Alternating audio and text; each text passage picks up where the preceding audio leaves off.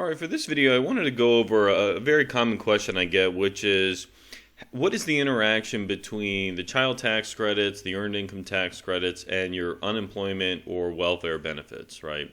And so the question is always, if I apply for one, does it impact my ability to collect the other one, right? So the interaction between these is generally neutral, right? So the short answer is, for the most part, it doesn't really change anything, right? You can claim the funds from one of these programs, and it doesn't negatively impact your ability to get the other one. So I've separated these out and talk about the unemployment comp first, and then talk about some welfare programs like the SNAP program, right? So unemployment compensation, if you're on unemployment, you'll get a 1099-G. And the unemployment compensation is generally taxable income, so it has to be included in your gross income. But obviously, if you don't have that much income, maybe your standard deduction eliminates it, and it's not subject to tax, right?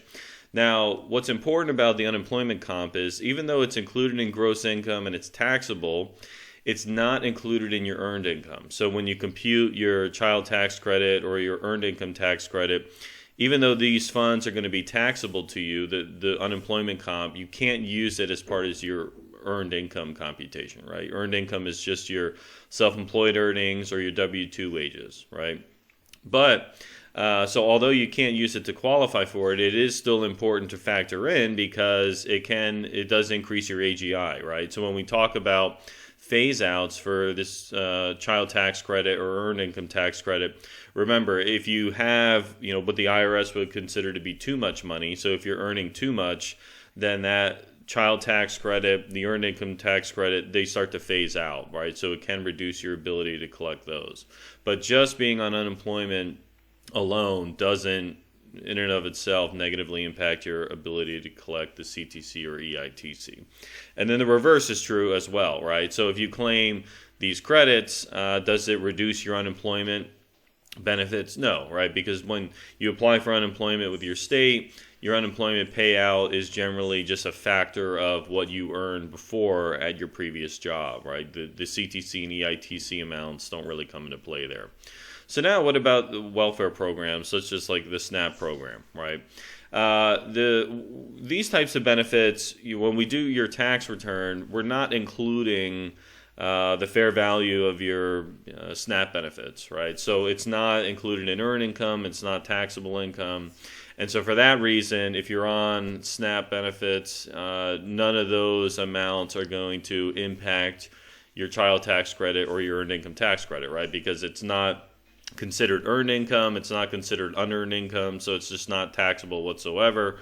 And so that's why, there's really no impact there. Now, if you claim these child tax credits or the earned income tax credits, what's the impact on your SNAP eligibility?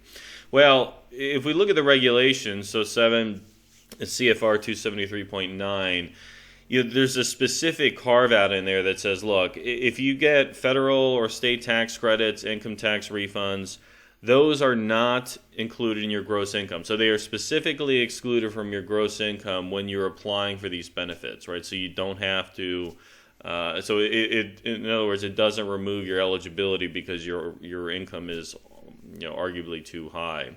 Now, what's also important is, in order to qualify for those programs, the SNAP program, there's obviously an income tax and an asset test in some states, right? So if your assets are too high, you're ineligible. So if you get a refund through the EITC or CTC, right, and that money goes into your bank account, does that impact the asset test? And the answer is generally no, right? So most states don't even have an asset test anymore. So if those funds get deposited in your account, not a big deal.